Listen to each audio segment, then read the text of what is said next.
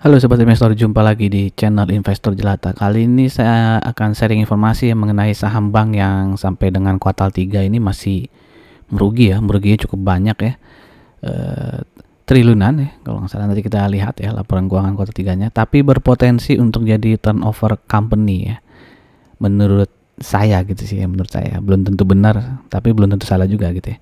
Nah, apa alasannya bisa menjadi turnover company? Silahkan disimak video ini sampai akhir ya. Nah, sebelum kita mulai, saya ingin menginformasikan beberapa video juga ya terkait saham Telkom, lalu ada saham JTPE ya, saham pembuat paspor nih ya, yang profitnya naik banyak di tahun ini. Lalu ada Demas dan juga MPMX ya, di mana saham-saham ini adalah saham yang sering membagikan dividen ya, rutin membagikan dividen jumbo. Dan juga ada daftar dividen ya dari Medco, Nelly maupun Unilever. Jika teman-teman berminat ingin menonton video ini ya, bisa nanti diklik ya linknya di kolom deskripsi. Oke, kita mulai. Jadi saham bank ini dimiliki ya mayoritas oleh Kukmin Bank. Jadi teman-teman sudah bisa menebak ya, ini adalah saham bank Bukopin ya, dengan kode ticker BPKP ya, dimana selain Kukmin ya yang menguasai 66,8%, itu ada STIC Eugene Star Holdings ya yang menguasai 16,9%. Jadi STIC Eugene Star ini juga perusahaan dari Korea Selatan ya. Nah, ini Kukmin Bank itu sebesar apa sih di Korea gitu ya. Nah, berdasarkan data tahun 2022 ya yang dari website ini ya, statista.com. Kalau dilihat dari total asetnya, Kukmin Bank itu menempati nomor 1 ya di Korea. Jadi ini bukan bank kaleng-kaleng lah di Korea, bank sangat besar ya. Nah, ini di tahun 2020 ya, sebelum bulan Juli, Bank Bukopin itu dimiliki oleh Bosowa Corporindo ya 21,9% dan juga Kukmin Bank 23,39% ya. Terus ada pemerintah ya lewat 8,9% ya. Jadi sebelum right issue ya di bulan Juli 2020 seperti itu komposisinya. Lalu setelah right issue yang pertama itu harganya kalau nggak salah Rp180 ya. Komposisi pemilikannya jadi Kukmin itu sekitar 51% kalau nggak salah. Nah, setelah itu kan ada right issue lagi ya, 2 kali ya. Ya, ada di bulan November 2021 dan juga bulan Mei 2023. Nah, setelah right issue yang terakhir di Mei 2023 itu Kukmin Bank menguasai ya 66% tadi. Nah, lewat right issue itu berarti Kukmin Bank sudah ini ya, menyuntikkan dana ya sebesar 8 triliun ya di right issue yang terakhir tuh di bulan Mei 2003 ya. Itu berarti di right issue yang di bulan Mei 2003 si Kukmin Bank ini mengexercise semua jatahnya ya, jadi kepemilikannya tetap di 67% tadi ya.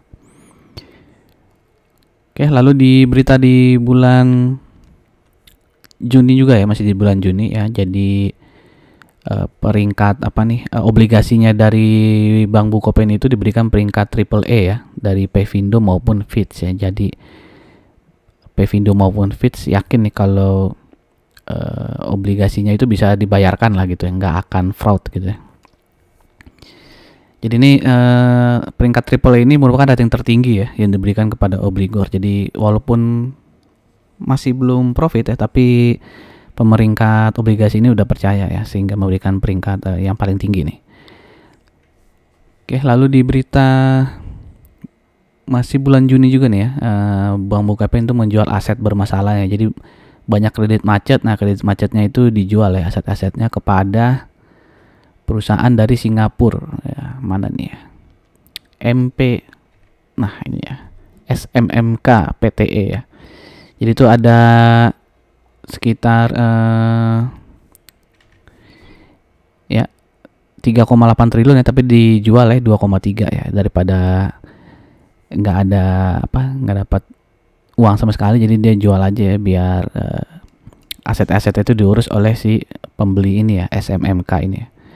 Jadi total nilai yang dijual itu 21,13% dari total ekuitas yang dimiliki oleh si Bank Bukopin ya. Jadi dia pengen bersih-bersih kredit macet ya, dan memulai hidup yang baru ya, maksudnya ya, memberikan kredit-kredit yang baru yang lebih bagus lah, yang lebih berprospek ya. Nah, ini ya, strategi Bank Bukopin berhasil, penyaluran kredit baru naik 40% ya. Ini berita di bulan Agustus ya. Dimana di semester 1 ya, jadi sampai kuartal 2 itu penyaluran kreditnya naik 40% ya dibandingkan periode yang sama di tahun 2022. Ya, jadi di Agustus itu komposisi kredit segmen korporasi mendominasi ya 43,98%. Jadi 43,98% kredit yang disalurkan itu kepada perusahaan besar ya, segmen korporasi ya. Lalu ke UMKM itu 27,5% dan ke retail itu 28,46%. Nah, ini berita di bulan November ya. Bank Bukopin memberikan kredit ya kepada Inka ya untuk pembuatan 612 kereta ya, kepada Kereta Api Indonesia sebenarnya. Jadi yang buat keretanya tuh PT Inka ya. Dimana dia bekerja sama ya dengan bank-bank lain ya, Bank Muamalat, Bank BPDAC dan juga Bank Jabar Syariah ya. Serta bank konvensional satu lagi nih, ICBC ya. Nah, sebelum kita lanjut ke laporan keuangan dari Bank Bukopin, saya ingin mengajak teman-teman yang mungkin baru saja mampir di channel ini untuk subscribe dan jangan lupa untuk klik loncengnya agar tidak ketinggalan informasi-informasi berharga untuk teman-teman. Dan jika dirasa video-video di channel ini bermanfaat ya, silahkan minta tolong like ya dan juga komen ya dari teman-teman semua. Oke, ini net profit ya dari tahun 2016 sampai dengan 2022, di mana tahun 2000 sejak 2020 dia minus ya profitnya ya. Bukan profit berarti ya, merugi ya. Minus 3,26 triliun, sempat membaik ya. Minusnya turun ya jadi 2,8 triliun, tapi di tahun 2022 masih naik lagi nih menjadi 5 triliun ya. Nah, di tahun 2023 ini juga masih bisa dilihat ya, belum stabil ya pemasukan profit dari Bank Bukopin ya. Jadi selama kuartal 1, kuartal 2 dan kuartal 3 dia selalu merugi ya. Bahkan kuartal 2 nih sampai meruginya 2,67 triliun ya. Tapi membaik di kuartal 3 hanya 492 miliar nih kerugiannya. Jadi kenaikan 81% ini maksudnya kuartal 3 dibandingkan kuartal 2-nya ya. Ada kenaikan 81%. Nah, kalau digabung ya dari Januari sampai September bisa dilihat sini ya, total pendapatannya sudah naik ya sebenarnya ya. Jadi total pendapatan bunga dan syariahnya tuh naik 19,7% ya. Tapi total beban bunga dan syariahnya tuh juga naik 42%. Jadi secara pendapatan dia sudah bisa naik 19% ya, tapi masih harus menekan total beban bunga dan syariahnya nih. Oke, sehingga total ruginya juga masih meningkat ya.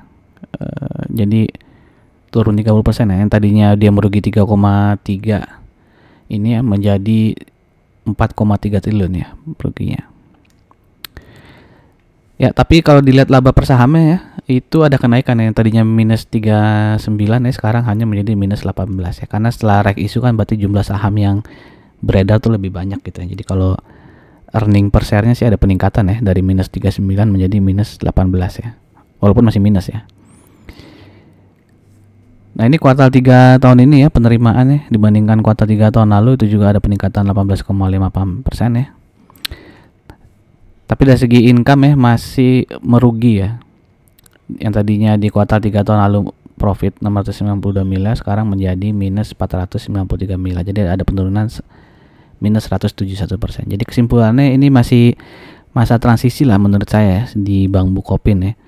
Dia baru saja tahun ini menjual kredit-kredit macetnya ya di tahun 2003 ya. Jadi sesuai judulnya kenapa saya berpikir ini bakal menjadi turnover company ya, karena backingannya ya, tanda kutip ya, backingannya itu adalah Bank Kukmin ya, yang bank terbesar di Korea secara aset ya. Jadi saya yakin ya kalau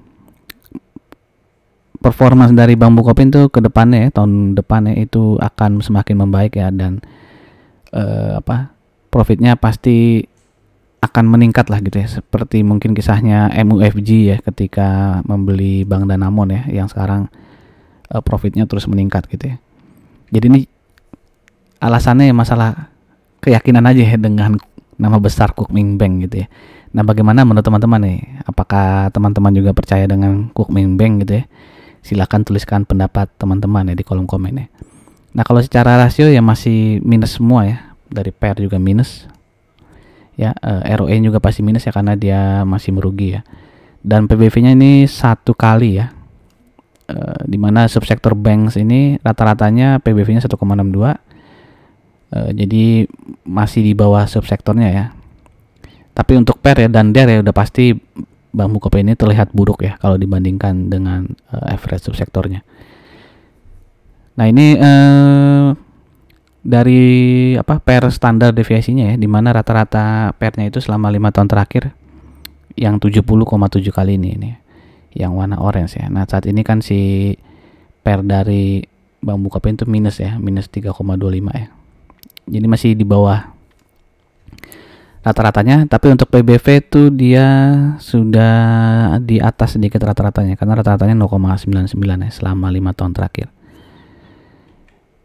Nah kalau dibandingkan dengan bank-bank lain ya udah pasti terlihat jelek juga gitu Bank Bukopin ya.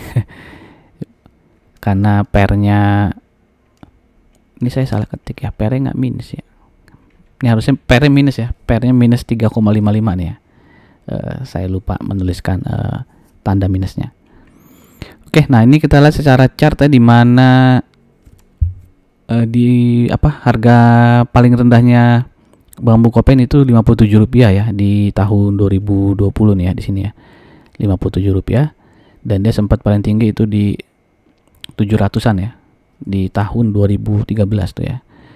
Nah kalau kita lihat ya saat ini dia masih downtrend ya, tapi sudah mulai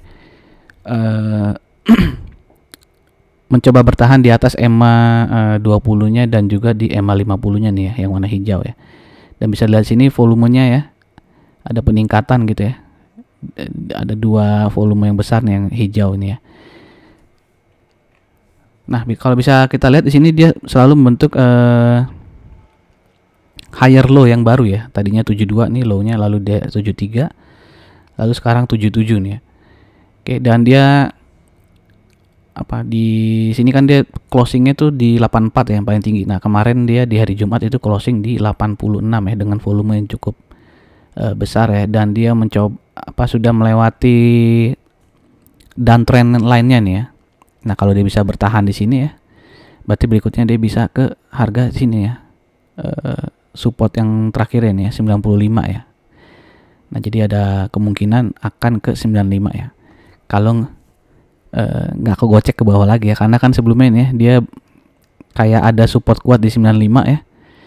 Jadi waktu itu saya juga berpikir nih, wah mungkin nih udah bottomnya gitu ya, tapi ternyata dia masih lagi digerek ke bawah ya. Jadi ya sekali lagi teman-teman untuk melakukan riset sendiri ya sebelum melakukan aksi belinya gitu, karena ini kan tadi saya berdasarkan keyakinan saya aja dengan Kukmin Bank gitu ya. Dan kalau ingin masuk ke Bank Bukopin ya siap-siap aja ya, harus disiplin ya cut loss-nya ya. Berarti cut loss-nya kalau lewat dari 72 ya mendingan di cut loss aja gitu ya. Oke, ya targetnya sih ke nggak muluk-muluk dulu ya ke 95 ya. Tapi kalau mau jangka panjang ya silakan aja ya, karena mungkin sampai akhir tahun 2023 juga mungkin dia masih minus nih ya profitnya ya. Jadi mungkin harapannya di tahun 2024 ya, kita lihat aja kuartal 1, kuartal 2 2024 apakah ada perbaikan dari segi profit. Oke, dan si Bank Bukopin ini udah lama ya terakhir membagikan dividen di tahun 2016 ya. Waktu itu dividen payout ratio-nya sangat besar ya, 179%, dan dividennya itu Rp25. Demikian saja informasi dari saya, semoga bermanfaat untuk teman-teman. Silahkan tuliskan pendapat teman-teman ya tentang Bank Bukopin, apakah dia bisa menjadi turnover company ya di tahun 2024 atau akan jadi bank ya gitu-gitu aja gitu ya. Silahkan tuliskan pendapat teman di kolom komen. Sampai jumpa di video-video berikutnya. Salam jelata.